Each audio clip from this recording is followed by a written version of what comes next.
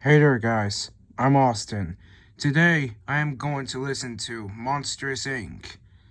from Pixar and Disney. So, I'm gonna do a new season called Austin Listens to Read Along Storybooks from Disney. And this is the first episode. I'll put you the next episode after this one, I guess. Anyways, enjoy this one. If you guys already know about Monsters Inc., you'll have to watch this video. Anyways, let's get to it. For the first time. It was a sunny morning in Monstropolis as two monsters arrived at work. One was a huge blue-spotted monster named James P. Sullivan, or Sully for short. He was with his best friend, Mike Wazowski. Mike was small and green and had one enormous eye. The two of them worked at Monsters, Inc. It was their job to capture the screams of children and use them as energy to power the city. They entered the human world through doors kept at the factory.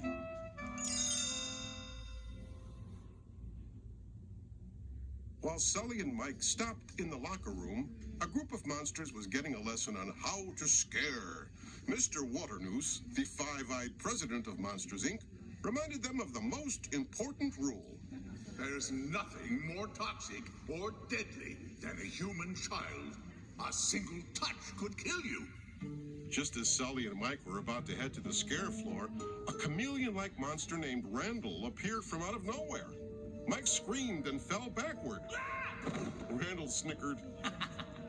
What do you know? It scares little kids and little monsters.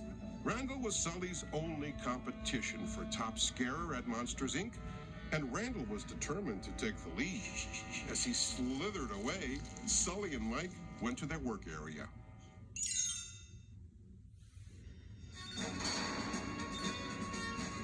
Each monster had a station on the scare floor. There, a door would drop down from a huge vault in the ceiling so that the monster could enter a child's bedroom. Red lights lit up above the doors to show they were active. Mike cheered on Sully as the big monster opened the door and crossed into a child's room. Suddenly, an alarm sounded. Another monster had come back with a human sock stuck to him. Get it off! Get it off! Agents from the Child Detection Agency, or CDA, swarmed the scare floor to get rid of the dangerous sock.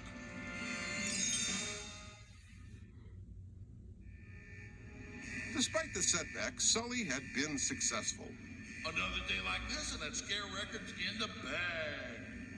When Sully started to leave, he discovered a door that hadn't been returned to the vault. Sully slowly opened the door and stepped into a child's bedroom. No monsters there. But when he returned to the scare floor, a little girl was clinging to his tail. Sully was terrified. He tried to put her back, but someone was coming. He couldn't let them see that he had been in contact with a child. He quickly scooped up the girl. Then he rushed home, grabbing Mike on the way.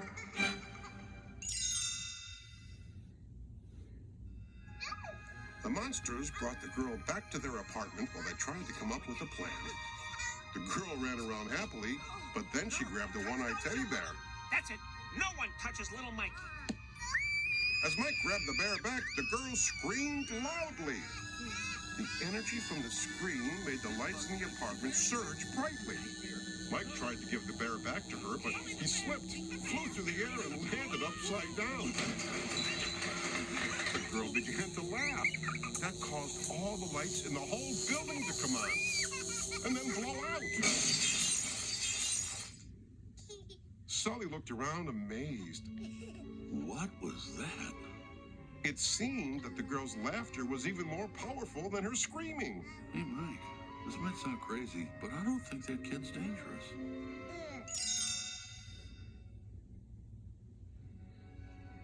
But the monsters still had to get the girl back to the human world. The next day, Sully disguised her in a little monster costume and brought her to the factory. When Mike and Sully saw Mr. Waternoose, they ducked into a restroom with the girl. The three hid in a stall. They heard the voice of a monster named Fungus. Randall, what are we gonna do about the child? You just get the machine up and running. I'll take care of the kid. When I find whoever let it out, they're dead.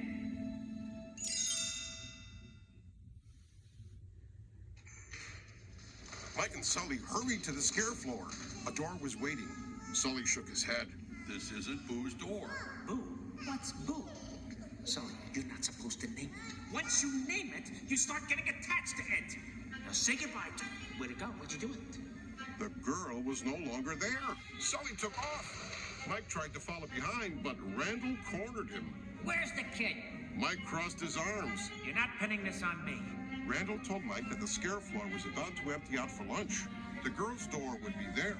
You have until then to put the kid back.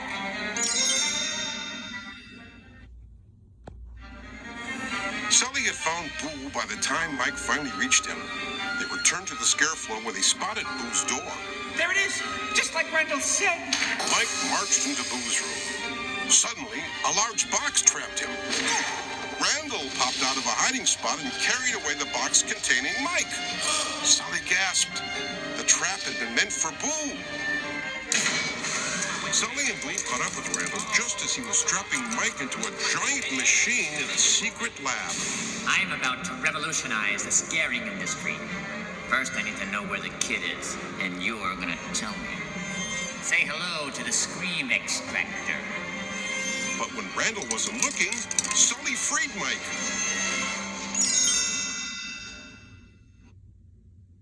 Sully and Mike went to find Mr. Waternoose. He was in a training room with a class. James! Perfect timing. Before Sully could protest, Mr. Waternoose made him enter a fake bedroom and show the students how a real roar sounded. Boo began to cry. Sully hadn't meant to scare her. Just then, the hood of Boo's costume slipped off her head. Mr. Waternoose gasped. The child! Still scared, Boo ran from Sully right into Mr. Waternoose's arms. I'm sorry you boys got mixed up in this, but now we can set everything straight again for the good of the company.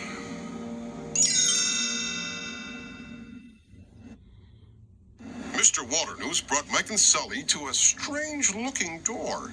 Mike frowned. Sir, that's not her door. I know. It's yours. He shoved Mike and Sully through the door and slammed it shut behind them. The two friends landed on a snowy mountain. Mike looked at Sully angrily. Ever since that kid came in, you've ignored everything I've said. And now look where we are. Oh, we were about to break the record, Sully. None of that matters now. Boo's in trouble.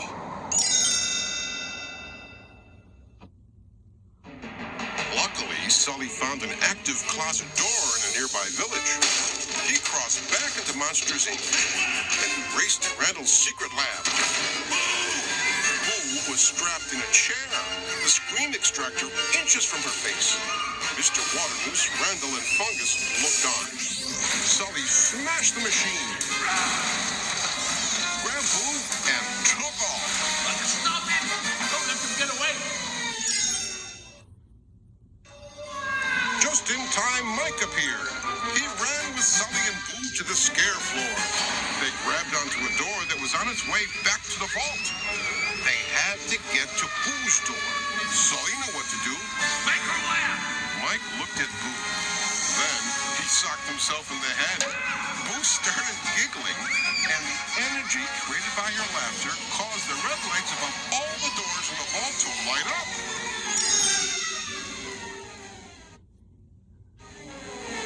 At that moment, Sully recognized Boo's closet door flying by. Holding Boo, he and Mike jumped onto it. But before they could get it open, it started to drop. Mike screamed. What's happening?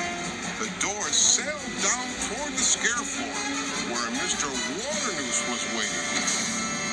He grinned evilly. On the ground, Sully grabbed Boo's door, and he and the girl took off. Mr. Waternoose chased them.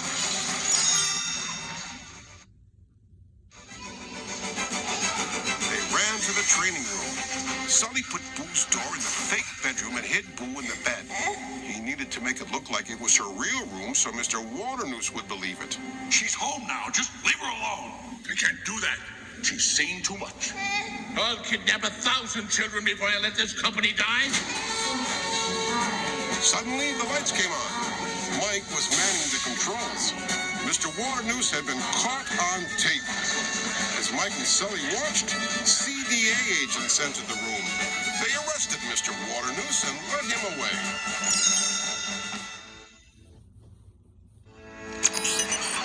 Moments later, Sully opened Boo's real door. She was delighted to see her room again. Sully tucked Boo into bed and patted her on the head.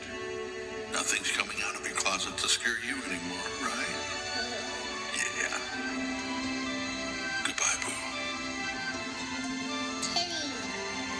Boo looked at him sadly and waved goodbye. Sully quietly stepped into her closet and closed the door behind him. When he was on the other side, the CDA shredded Boo's door to prevent future monsters from getting into her room.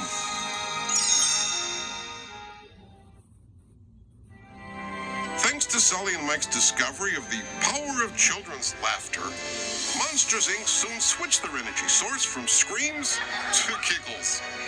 Sully took over as president, and Mike was their top laugh collector. One day, Mike presented Sully with Boo's door, all taped up. He had saved the pieces. From then on, Sully was able to check on Boo and make sure she was laughing too.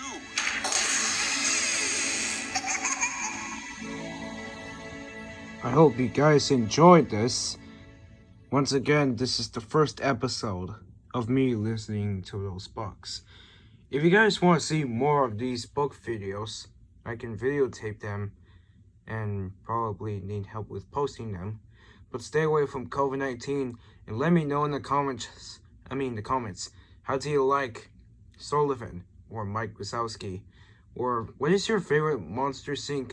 character?